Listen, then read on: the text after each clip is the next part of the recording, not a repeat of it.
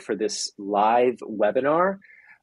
It's our first kind of global webinar because we've got truly 3 different time zones going on here. You can see behind me, it's nighttime where I am. It's about 12:30 a.m. in the morning, and same goes for Kevin Kalmus over there. And then, of course, we have Dr. Jani Mueller, who I believe is in Germany at the moment, and then Denny John, who is in IST time, India Standard Time. And so, yeah, so this is our first global webinar. The subject today is going to be global HTAs, and specifically how evidence synthesis, systematic reviews play into that whole paradigm. So I just want to introduce, first of all, the folks we have on the call today. So my name is Jeff Johnson. I'm the Chief Design Officer at Nested Knowledge. We are an evidence synthesis software company. We specialize in systematic reviews and meta-analyses and that sort of thing. And I'm joined today by Kevin Kalmus, our CEO. Kevin, you want to just introduce yourself? Thanks so much, Jeff. Thanks, Denny, and thanks, Jani, for joining today, or tonight, or this morning. I'm the CEO and founder of Nested Knowledge. Before I worked with Nested Knowledge, I gathered evidence for mostly published systematic literature reviews, and founding Nested Knowledge has really given me an education in how evidence synthesis is used outside of simply, your standard published SLR. But I'm sure we're going to get deeper into that. So, Denny, I'd love to get an intro to you and your institutions.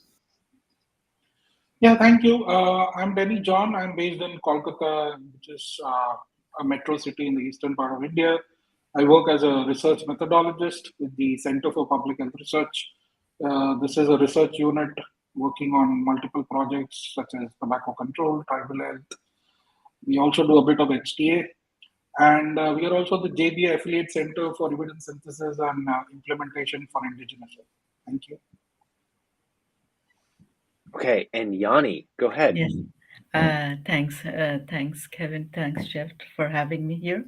It's good morning here, and good afternoon and evening to those other parts of the world.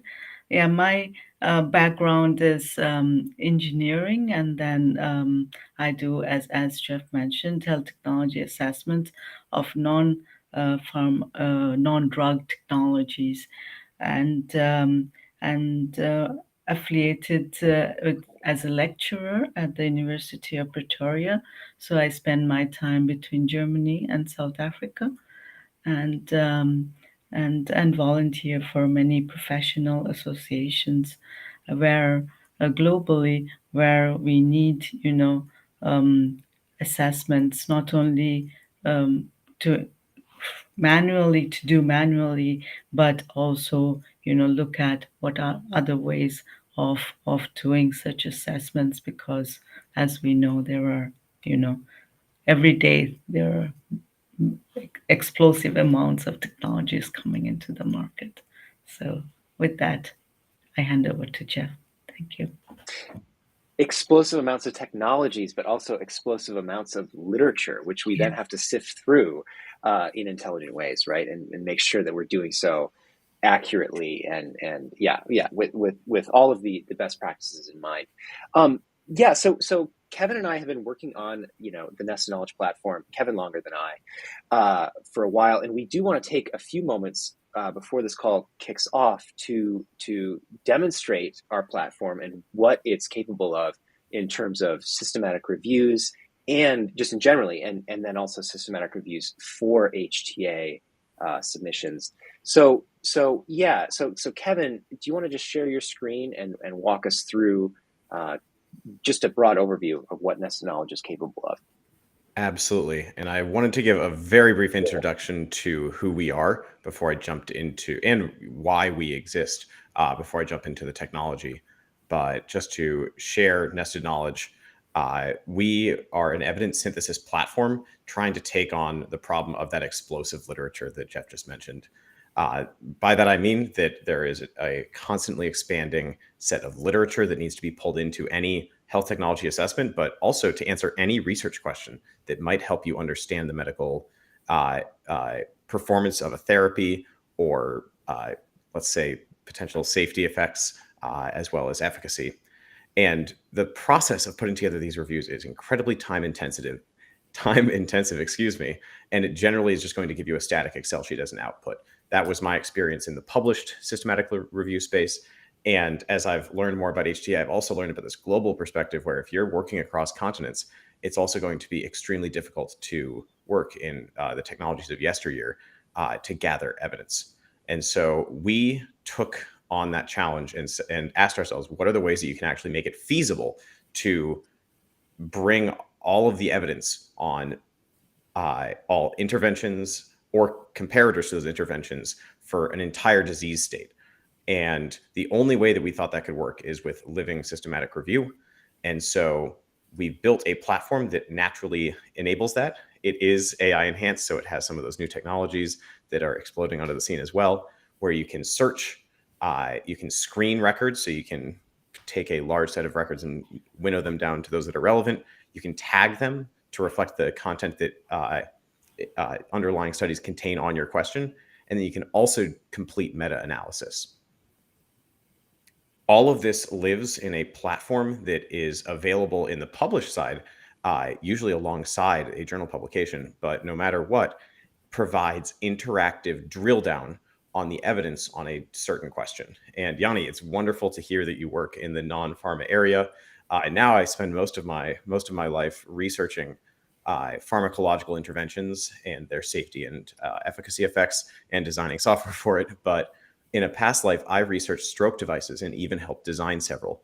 And you can see here a systematic review that we completed to compare the types of devices that I used to help develop to the previous standard of care, which was a medical therapy.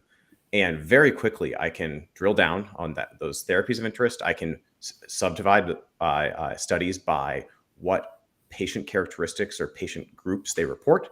And I can also drill down on a specific outcome. All of this is not only giving me topics, but giving me underlying study contents.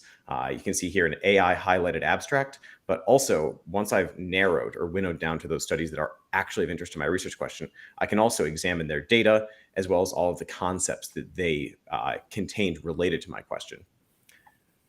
A couple more outputs I wanted to go over, and then I wanted to show one of the ways we make this work via AI automated extraction, and then I actually want to open this up for discussion. We also have automated network meta-analysis where you can see summary statistics across any outcome that you collect in a systematic review. We also have automated network meta-analytical statistics built in where you can examine any of the outcomes that you've collected across any different levels of intervention that you've collected and have automatically generated forest plots, funnel plots, risk of bias. We do your Prisma chart management for you. All of those best practices that generally go into either a published systematic review or an HTA are all built into the back end to help you get to that point where you can have interactive living systematic review and meta-analysis. And one thing that I wanted to show before we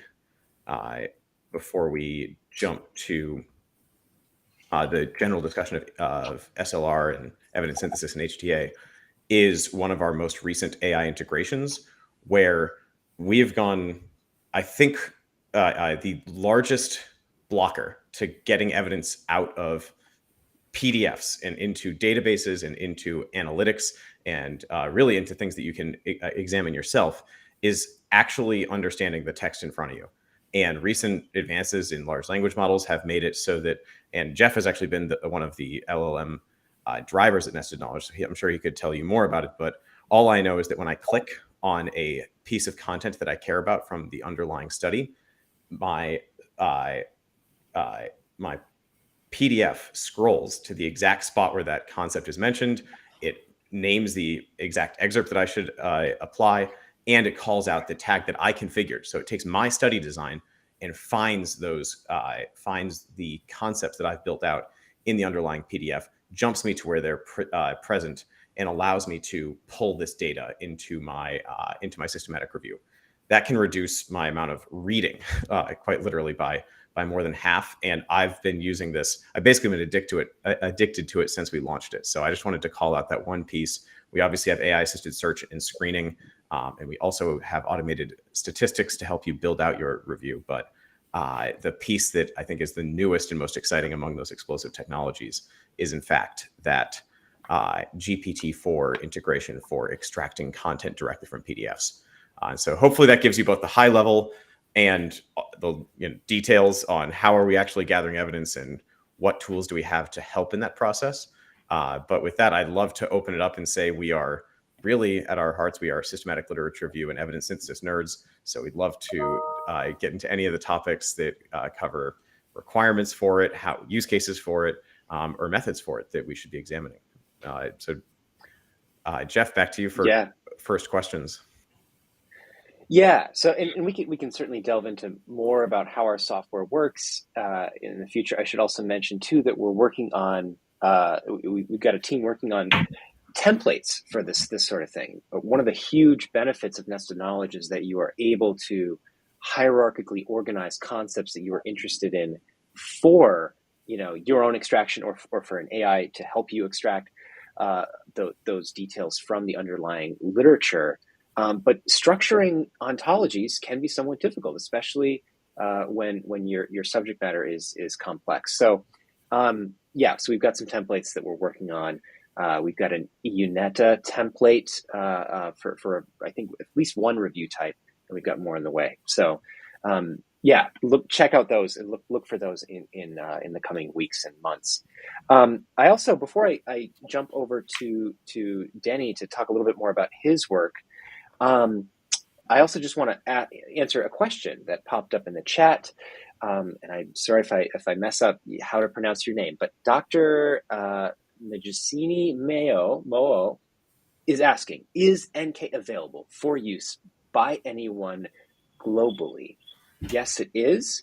So anyone can sign up, can go to, let me just throw this into the, you can go to nested-knowledge.com/sign-up, or just scan that QR code that I've thrown up on the screen right there, and you can sign up for a free account. You can complete one systematic review and or meta-analysis completely free without paying anything for the software. I should say too, we have pricing options available if you are in an LMIC country. So if you're scared off by our US pricing, our European pricing, kind of what we posted on the site, reach out to us at contact@nested-knowledge.com. Shoot us an email. We'd love to hear from you. We want to hear about your work, what you are doing in the systematic review meta-analysis space, in the HTA space, and we'd love to help support your work if we can. Dr. Denny John, tell us a little bit more about your work. I know you kind of gave us an overview at the beginning of the call, but I want to hear about especially your work, using nested knowledge, because you've been instrumental in getting a few teams off the ground and working with the nested knowledge software in your part of the world. And I also want to hear about your new journal that's forthcoming. We were talking prior to the call. It sounds like you're making good progress in that. You're gonna launch an evidence synthesis journal very soon. So tell us a little bit more. Thank you, Jeff. Thank you, Kevin, for this bringing all of this together. My task is usually as a methodologist. So my task is usually to support teams, mentor teams around systematic reviews. But I also I'm also the chair for the Cochrane Economic Methods Group. So I also guide economic evidence kind of systematic reviews.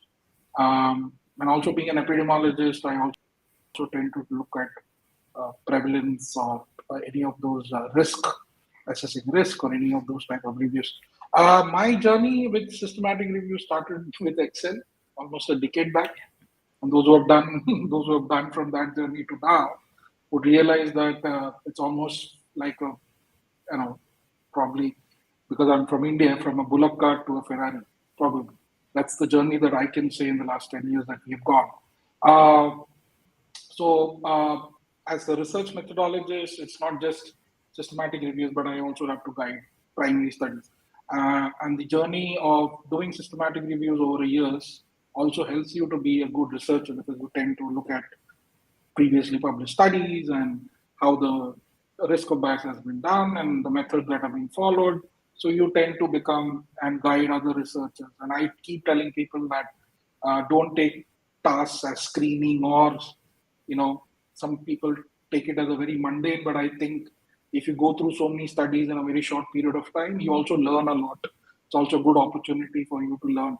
And I think some of them have been managed to transform them, but not always. I think what we're grappling is these days is, I think I'll go back to June 2020, when we were just out of COVID in this part of the world. We were actually one of the countries to launch a nationwide lockdown. And because of that lockdown, many people had time. And because of that time, many people ended up publishing a lot of papers. And in June 2020, we were just checking to see what is the number of publication that happens per day. We found just on COVID, 3,300 papers published per day. And I think that's not going to be a task that any human alone can go see through to understand, what's going to. And I think what happened with the whole, and I think Kevin mentioned about live reviews, Jeff touched a bit.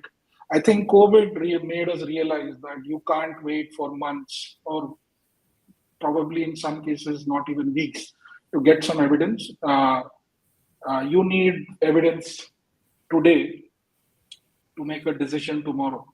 And then you're just starting the review today. So how do you get the evidence today? I think that's where people came, those who have gone through Cochrane Evidence Pipeline, which was one of the first initiatives in the organized community to look at systematic reviews and looking at AI and machine learning integration within systematic reviews. But it was a very small effort. Then probably when WHO and other Cochrane groups went into the living evidence maps, which I think I'll talk later on how those evidence maps, which included primary studies, but also moved ahead with systematic reviews, and you had living NMA, which helped a lot of decision making in COVID. And I think that is where people started realizing the true value of evidence in this. I remember way back in 2015, somebody who's a very close friend working with WHO, and he says, what do you keep doing the systematic reviews? What is so useful about it? You're just assessing somebody else's work. But I think by 2020, things have changed from where they are. And I think, but the challenge, I think, is more not just about doing systematic reviews. What we need is high quality systematic reviews, because in the end, what we need is high quality evidence. And I think that's where the integration of proper methodologies, but I also feel, and which I'll talk in a bit later, is about how good project management, along with methodology, along with the technology, is the best way to go ahead. You can't just use technology and just having methodology, because systematic reviews involves multiple people. It also involves people who are in different continents, various steps where you need two people, all those things. So I think most of my work around that is guiding these teams, because some of them know methodology, but probably they do not have the understanding on how to project manage a systematic review together. And I think probably the future lies where technology can help us do that project management as well, alongside the methodology. Yeah, thank you. Awesome. Thank you for sharing that, Denny. I want to turn to Dr. Jani Mueller now. Jani, you've been involved in quite a number of different global and more local organizations. The common thread might be HTA. Tell us a little bit about your work, both at your university level, all the way through to volunteering to be on the boards of, HTAI, as well as I think you were on the board of INAHTA as well, right? Mm-hmm. Is that accurate? Tell us more. So with the HTAI, it's a professional society of HTA members, of those interested doing and using HTA, and INAHTA is a network of public agencies who do HTA, right? So we're even though we use for automation for systematic reviews, we have not yet, as you know, done are able to use for assessments of technology. And why is that? Because HTA is so multifaceted, right? We have to look at various kinds of not only evidence but also criteria, like, as you mentioned earlier, safety, effectiveness, what is the technical characteristics of those technologies, what is the economical value, what kind of value is it bringing to that context, right?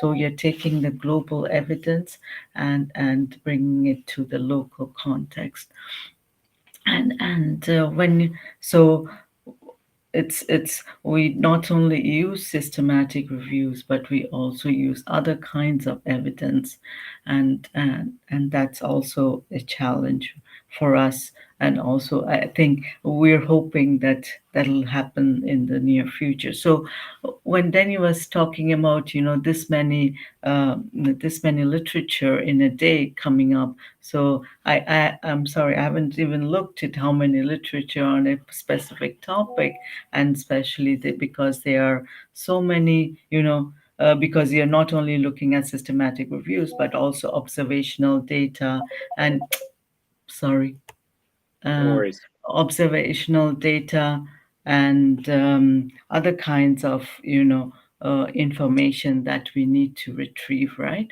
So that makes it also very challenging. On top of that, I lecture HTA, and people who are signing up for HTAs usually have background in different disciplines like epidemiology or health economics, so they're not necessarily they have done a systematic review themselves. And so as Denny was saying, that having, it's not only doing it but also managing the whole process, so managing the different silos and bringing it together is also important. And yeah, maybe hopefully in the future we'll get there also in a more automated way. Absolutely. This is kind of a question for both of you, I think. But when you think about evidence synthesis, but also just systematic reviews, just evidence synthesis in general, how does that fit into your work? So and how does that impact the public eventually? I think, Denny, you touched on this a little bit, but ultimately, when you're putting together this literature for the purposes of assessing health technology, how does that systematic review help you? How does collating all that evidence actually help you? Yeah, so I think we have, if I can say about Jani is in Germany, which has got a more formal HTA process. In India, we do not have, or India kind of LMICs do not have a formal HTA.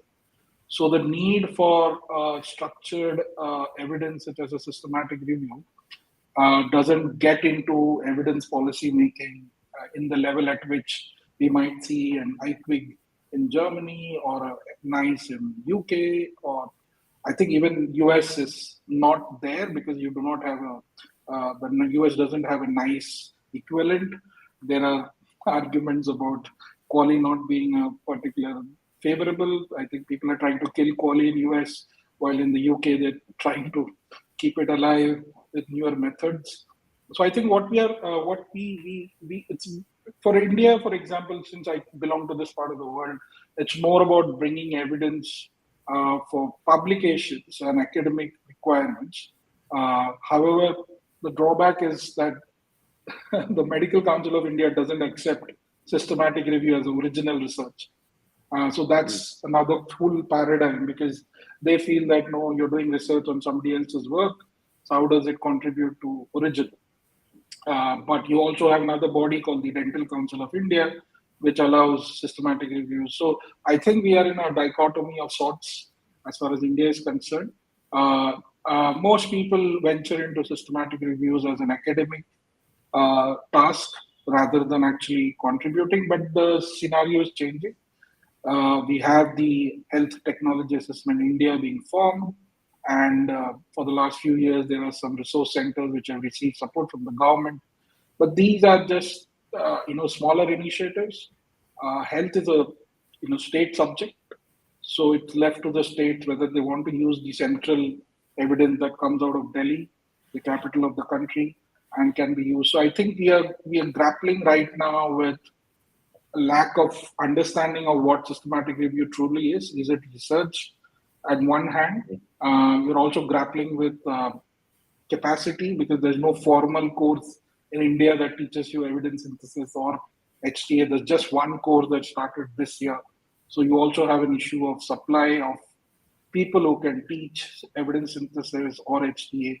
And then you also have another issue of because of this lack of probably supply, you also have a lack of demand by the policymakers. And I think the challenge for people like me is not just bring.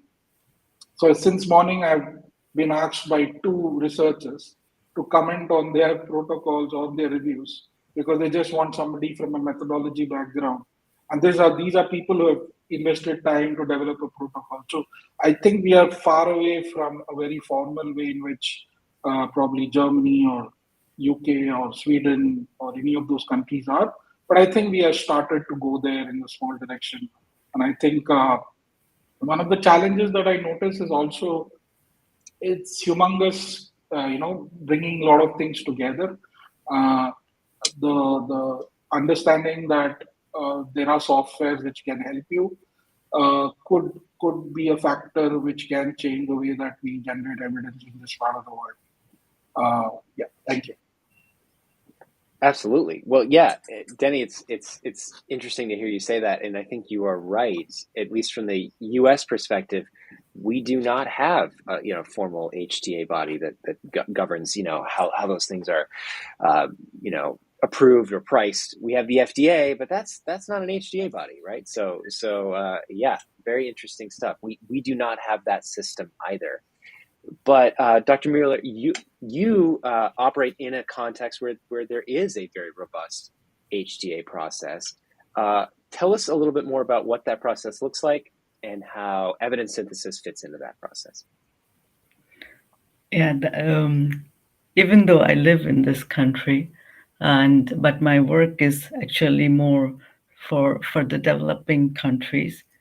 Yeah, as you mentioned, it's a, I don't know if it's a robot. It is a robust system, right? It has, as you mentioned earlier in the call, that the the European countries together has formed the UNETA, and they have been working on this joint assessments for a while, and they have formalized this recently, and using a templates, different templates for the different criteria that can be also shared among the countries, cross borders, and also enables doing assessments on the local need.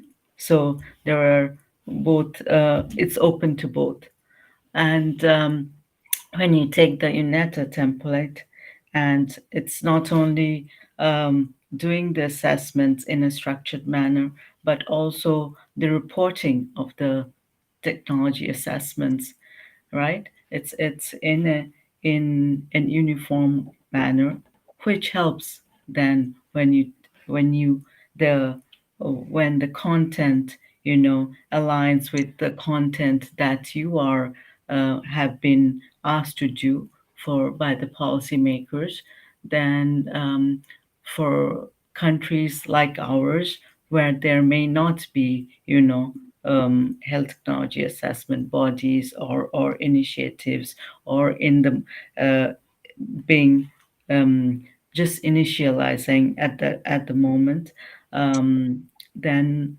we also have the opportunity to either, not adopt, but, use it or adapt it for our setting, right? So, so that is also something that, that is helpful. As Denny mentioned, we have resource constraints. Everyone has resource constraints, but Of course. but countries in the developing world have other priorities, or the policymakers have other priorities, and not necessarily convinced about, using that kind of resources for the doing assessments. And also maybe not also, as Danny put it, convinced of using, not knowing enough about, what is this HTA. Is it's a black box for many. Many think that it is equivalent to health economics, which is not. And Right. then also there is a big issue about, engagement with different stakeholders, and how do you manage that? What is the method to do that in a manner that would be, uh, can be can be used or up to taken in these appraisals of the technologies. So yeah, there are many nuances of, it's not only doing the HTA. Of course, we need the evidence for it, right? Which, as I mentioned, for the pharmaceuticals, it's much more easier, I say, compared to other technologies, right? And especially when you think of neglected tropical diseases, or the other, or even diagnostics or devices, those kind of evidence is not available. And then, it's not only doing an assessment, but also convincing those who are deciding on that technology that to go ahead with the evidence that's currently available. So different facets of it. You're touching on a couple interesting things. So yeah, I should say you're not solely based in Germany. You sort of split your Yeah. time between South Africa and Germany. Mhm. So two very different Yes. different locales, so to speak, and two very different HTA processes. I got a comment as well.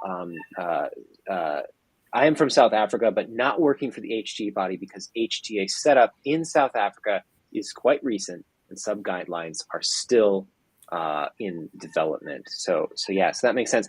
And Jani, you mentioned something, and I want to just go back to it. Are you when you say there's sort of EUNETA is sort of working on this standardizing some of these guidelines across geographies within Europe? Yeah.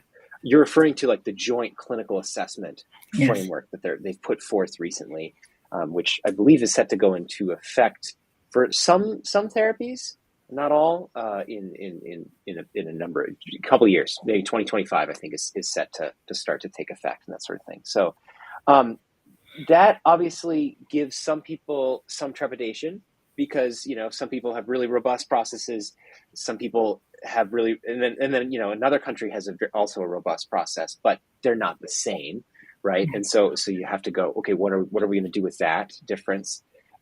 As you see it, so you have, because you've got a foot in both South Africa and Germany, are there any challenges to adopting? Like if you were to say, take some of the guidelines from the proposed JCA or just other current guidelines from HTA bodies in Europe, say Germany or the UK, and then try to adapt those to South Africa? Is there, or just other LMIC countries? Are there difficulties, or is that something that's somewhat feasible? Yeah, mostly there are the different aspects to it, and as I mentioned, the pharmaceutical ones are more, more doable. and but in other areas it just doesn't match with the disease area, the current priorities, the need of the policymakers. It just doesn't match. And so that is different. And then you have to, of course, look globally, what is going on. And then on the other hand, as mentioned, when we are looking at then the pharmaceuticals, obviously it helps, what is being the safety issues, the clinical effectiveness that is being reported. And then we need to take it to our countries and see, is this the current practice guideline? What is the current standard of practice in our countries? Does that match with what is being reported in these contexts? Absolutely.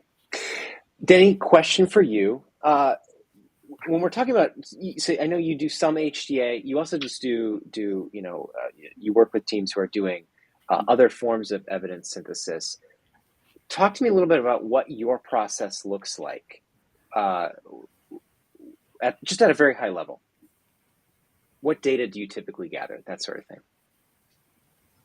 Oh, yeah. So it depends on the topic, but it ranges from prevalence, because a lot of evidence in developing countries, we do not have structured, a single document which tells us about burden of disease. When I say burden of disease, it's about epidemiological burden, humanistic burden, economic burden. So some of my reviews focus on that. Some of the other reviews focus on risk of a particular disease, because, for example, we're trying to understand NCDs amongst indigenous populations in South Asia, but we also want to understand how are the risks associated with that. So that's one part. The other part is mostly on cost effectiveness. I think one of the things that Jani was mentioning is about, can we transfer evidence from other countries? But when you're talking about cost effectiveness, transferability becomes an issue, because cost effectiveness is very context dependent.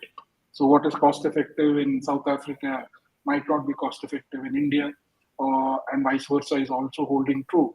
So the methods around cost effectiveness and doing economic evidence kind of systematic reviews is some of the tasks that I engage in. And I think what has happened is that, I think what has happened is also that the type of reviews are also needed. So, for example, in India or in developing countries, you also want to bring all the evidence in one space. So you might say, I don't want to do a systematic review because I do not know all the interventions. So one of the first scoping review, which we are moving to a different type, but I think it's relevant for the discussion as well, because we wanted to understand what are the tobacco control interventions in India. And I think, and before we venture out whether it is effective, we were not having a clue on which are all the tobacco control interventions in India. So we did a scoping review. And so in developing countries, because there is no formal body or organization asking for evidence, we end up doing multiple tasks, even to gather that simple evidence whether one intervention is effective or the other. And also because partly a bit of my work is on network meta-analysis. So if you want to understand which among the tobacco control interventions are more effective, I need to gather all the interventions in the first place. So in developing countries, I think we end up doing scoping review, and then from there we gather evidence and say, okay, what do we do with systematic review again? And so a bit different is most of my, in fact, predominantly of my evidence synthesis or systematic review would be focused more on LMICs, and I think that's where another challenge comes for systematic reviews, because a lot of these gray literature, I think, just to give a very practical experience, we were doing a review, just finished the review on micronutrient deficiencies, and one of the databases that we searched is a database in India called Shodh Ganga, which is a repository of all PhD theses. Normally, in a ProQuest, you'll find one single document as a PhD thesis. But in Shodh Ganga, you have the first chapter, the chapter second, the chapter third, chapter fourth, as all separate PDFs. So you have to see through all this. So what I'm trying to say is that even if you have AI, or any of those systems still rely on a lot of manual tasks within a developing country context. And I think it's not easy for a software like Nested Knowledge to ensure all these challenges are overcome. Because if the data itself is scattered, then how will you integrate it within the? So we have to, click on each of those PDFs, merge it first, put it into a repository, then import it. So I think the challenges, but I think what would be useful for an organization like yours is also work with systematic reviewers in general and see how best we can work together to improve this, so that while the software becomes useful for managing a lot of these expectations, but it also takes care of some of these challenges that are there that are prevalent in this kind of context. And I'm sure some of these experiences will be similar. It's just that I'm representing some cases. I've done work with groups in Nepal. Done work with people from Bangladesh. Challenges exist in terms of one of the reviews that I was doing was on kangaroo mother care, and some of the papers were on Spanish. So how do you use, then how do you integrate Google Translate? Because you can't rely on translators. So I think they exist, and the demand is there. The challenges are a little complex compared to, because we have a language issue, we have issues of how gray databases are structured in this part of the world. I do not know. I'm not a tech guy, so I cannot answer.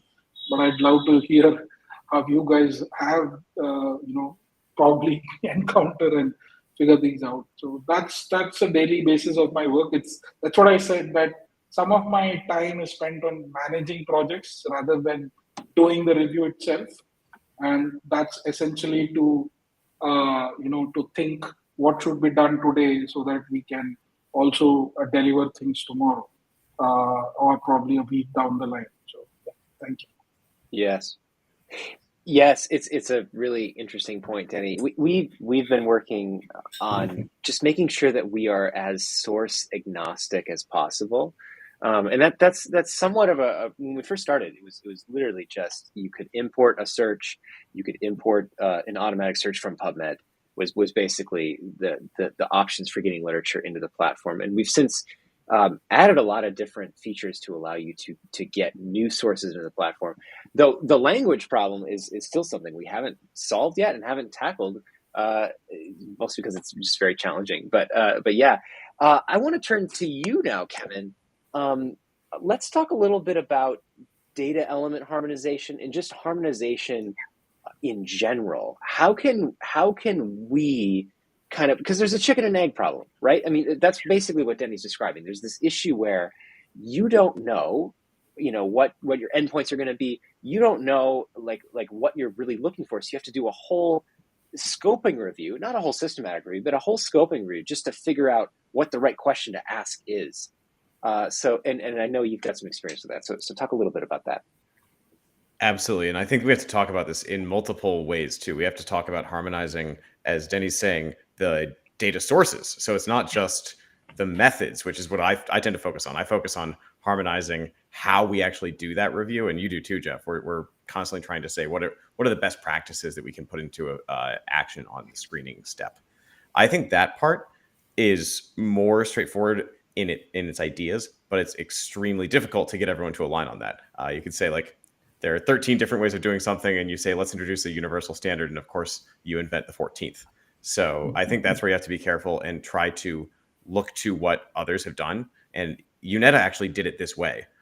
When they started out, the European Commission did, they actually looked and they found that there was no comprehensive overview or country-specific descriptions. And I'm quoting from one of their publications of currently existing process or procedural aspects of HTA or evidence synthesis, and even the HTA organizations set up in delivery of those results. So how you're actually consuming them, even within the EU, there was no review that showed those methods. So I think that even shows where we are in terms of methodological harmonization. And I think that it's going to take some people like you and me building out tools that take a best practice and put into action. But I think it also takes some agreement at that policy level. How are we going to say it's acceptable to create a review, and how is it going to be acceptable to submit a review? Like, what is it going to look like when it comes across my plate in whichever country I'm reading my HTA or viewing it? So there's that aspect. And then, as you say, there's also a data harmonization aspect. We're literally trying to see which interventions are comparable, trying to understand which outcomes can be considered the same versus the not the same, and therefore not comparable. That is an incredible challenge in the systematic review process. And there's an entire initiative. There's NIH funding for it. There's the COMET initiative. It has commented greatly on this in trial design. But I don't know if there's been enough recognition in the HTA field that fundamentally the entire systematic review is built upon assumptions that the interventions can be compared, that the outcomes can be compared, and that the data sources are comprehensive and comparable if done by different reviewers, right? So if you ran a search, Denny ran a search, and I ran a search, we'd find similar things. Obviously, that's very untrue once you start integrating these sources that are far afield from PubMed and Embase and Ovid, and that would be, say, a national registry. That's where there can be a ton of variation in how data are reported, in what actual data elements are being compared. And it's a fundamental problem for the systematic reviewer, period. And I think that one takes both tool assistance. So we have our common data elements reviews, where you can actually look at different data elements, make a decision on same or not same, and then collect them. But it'll also take some decision making from the top down on what outcomes are we looking for in an HTA. And I think that has to effectively become understood across the research community. Otherwise, remember, systematic review depends on the data that's coming into it. The people who are creating this data may not understand this harmonization effort and will publish something that is hard to integrate into the standard, even if we set one out. So I think that there are problems from the bottom up that you can try to solve technologically, and then there are decision-making problems that have to come from the policy level down. And all of those have to meet up in the middle around a method for gathering data, sources that you should use for it, and then data that you actually should gather on a certain research question. So all of that has to come together at once. And that's why I think this harmonizing HTA initiative is so important, but difficult. Yeah, if I can pick up on that, that's where also the issue about transferability, it's not that easy, because everyone has their own idea of, how to tackle the problem. What are the comparators, and what kind of data sources are we going to include or not include, and all those issues. And they're multi-stakeholders, right? So how do you bring everyone on the table? So that's a bigger. And I think I just want, No, I think I just want to add. I think what Kevin is saying is absolutely, because when policymakers make, let's say, so in India, for example, a decade back, your PhDs were never online, and then plagiarism happened and all that, and then government said, and people, activists and everybody said, oh, let's make it online. But even if it's online, so that the government says, okay, we did our job, we put everything online. The University Grants Commission, which is the university regulatory body, said, okay, we'll make it online. But what happens? All the PhDs are on there, but everything is chapter-wise. Now, nobody understands that if somebody has to use that evidence or that research paper to understand what has been done, that's going to be like a humongous task there, right? So I think what is required is probably that, as I said, that people here has to understand that a research study contributes to evidence, and hence there is need for that easy access. Can we have like a grocery store, supermarket, where you just know, this is the way that you have to structure it? Somebody has to think about it. You can't just put the product out there and say, okay, people will pick it up and they'll figure it out. Unfortunately, till that day comes, I think Kevin, you and Jeff have their hands full. We know where the sources are. We know. So I have struggled, for example, not just struggled, but over the years, some years back, I was teaching evidence synthesis for University of York students on how to identify evidence in LMICs. And I mentioned to them that unless you're from that country, it's very difficult to know where does evidence sit. So it's only, so if you're from Brazil, you might know about Brazil, but if you're from India, you might not know where Brazil sits with all the evidence, because there's an HTA, but not all the evidence will be available. So I think LMICs have a huge challenge. I don't think harmonization is going to be that easy. But as the HTA becomes mainstreamed and starts getting acceptable as a unit by itself, is where we'll have to figure out some solutions during that time. Otherwise, we'll end up looking at a lot of published studies. So one of the reviews that we just finished, out of say 130 papers, 26 came from Gray literature. That's like almost 10%. Now, had I restricted my search only to the limits that has, and I think if I can refer to nested knowledge, you have a search, but Google Scholar has a very small, and then you have a lot of these databases where you can't just import, you have to convert that, and then also you can't use the and or kind of Boolean operators. So how do you manage those websites to get those standardized search? So I think we'll have to figure out some of these things. So World Bank, for example, publishes a lot of reports focused on LMICs, but there is no structured way in which all the reports are available like a library. I think WHO started to do it. Nutrition, they have a nutrition library separately. And I think we have a long way to go. But I think between that time, probably technology is the only way we can use that, bridge the gap, because every country thinks from its own way. Thank you. We get that piece, and I always have to think about these things, not just what's the best way. I did say that Jeff and I like to structure the best practices, but what are the ways that people are going to need across every user? And so that flexibility is key for us. I also think, and you brought this up earlier, Denny, but the problem of what data are you taking in the first place? So Gray literature or other places you can search.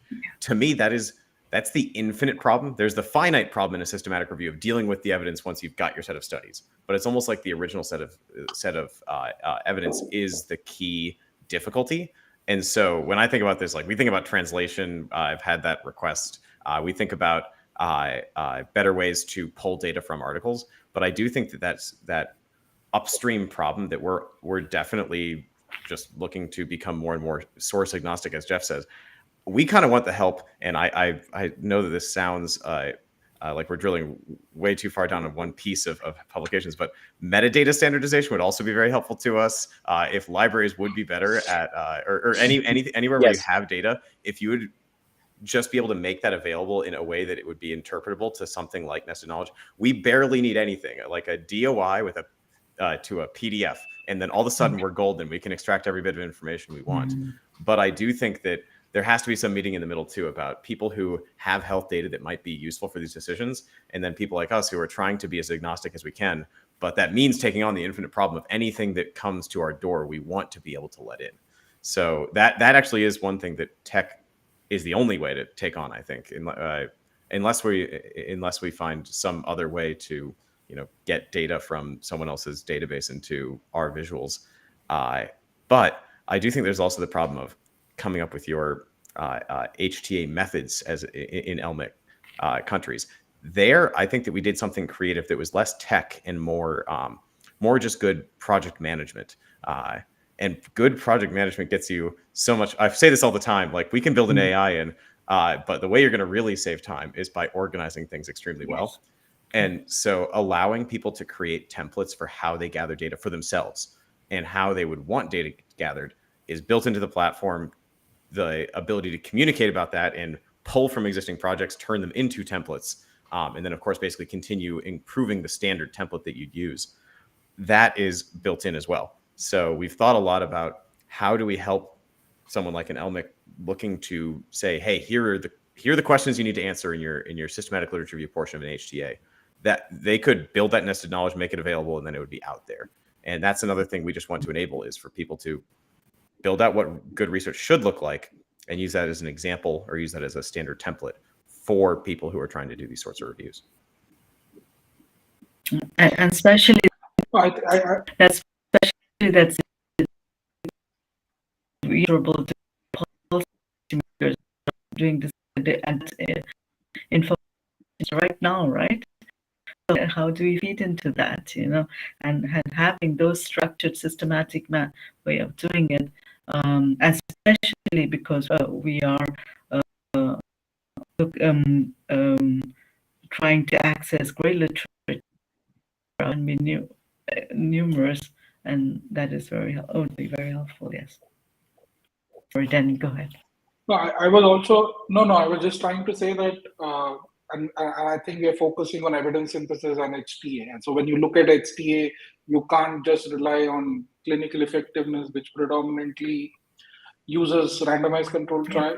So you have the SPIRIT guideline and you have the CONSORT guideline, and because journals are insisting on those guidelines for reporting, we do not have the same for other types. For example, I mean, cost effectiveness to a large extent has, because of CHEERS checklists and other methods for reporting, has started to become very standardized. But you cannot use the same logic for, say, a prevalence type of data available. So that's another challenge when you look at evidence synthesis and HTA. But I think it also, I think it's also needed to understand that a lot of countries who do not have these capacities rely on a global body like the WHO for that evidence, where they can use it for their decision making. And I think that is where, a lot of LMICs do not have their internal country level capacities to look at evidence or generate evidence or make that. So they are interested, they see the value, but they just don't have the capacity to do it. So they rely on an organization like WHO. And recently, a couple of years back, I was among the editorial board member where WHO came out with a guideline on how can evidence-based policy be done. And the objective of this guideline was actually to say, okay, this is the way that you generate, and this is the way that you can do it. Things. It's not just an issue that probably because the health technology assessment or evidence is quite structured in developed countries.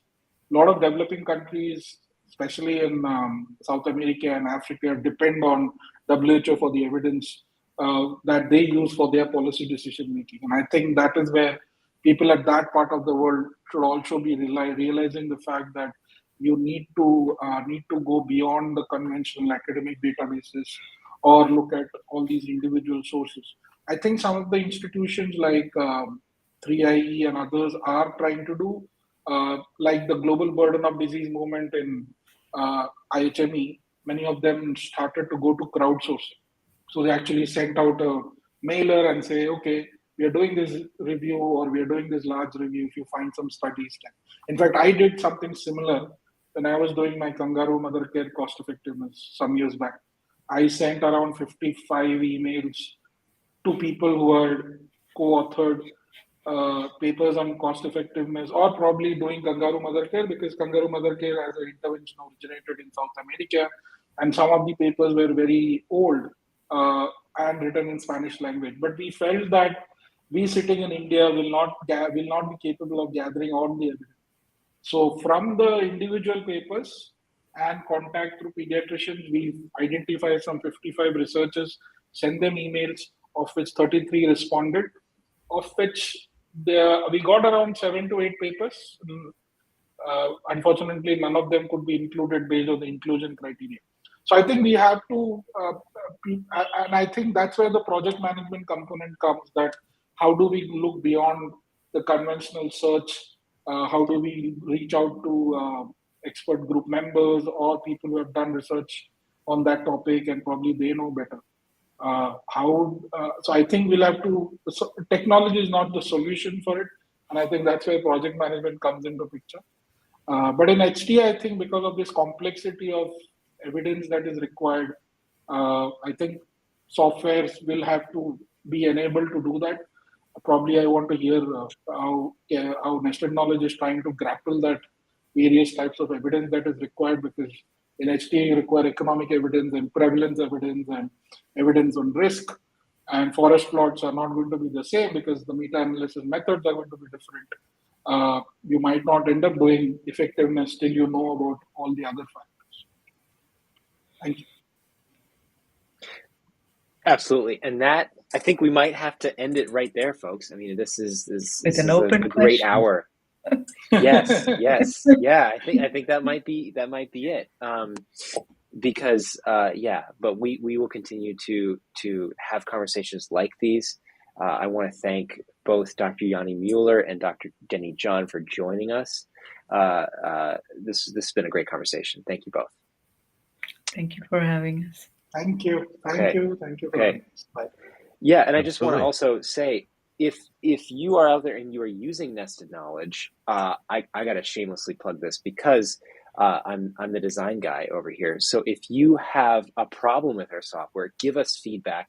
Or if you want to see a new feature that's going to help you do better systematic reviews, better work, get a new type of source into Nested Knowledge, let us know. I know, Denny, you I think someone on your team or a team that you work with has been asking for quite a few different risk of bias systems recently.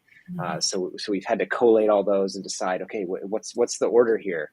Do we need to give you a custom risk of bias tool where you can build out your own? We're not sure yet. We're still working through it, but we've got a lot of open questions, I think. But thank you so much for joining us today. Appreciate it. Thank you. Thank you. Thanks both, and Okay. thanks everyone who listened in. Bye. Bye-bye.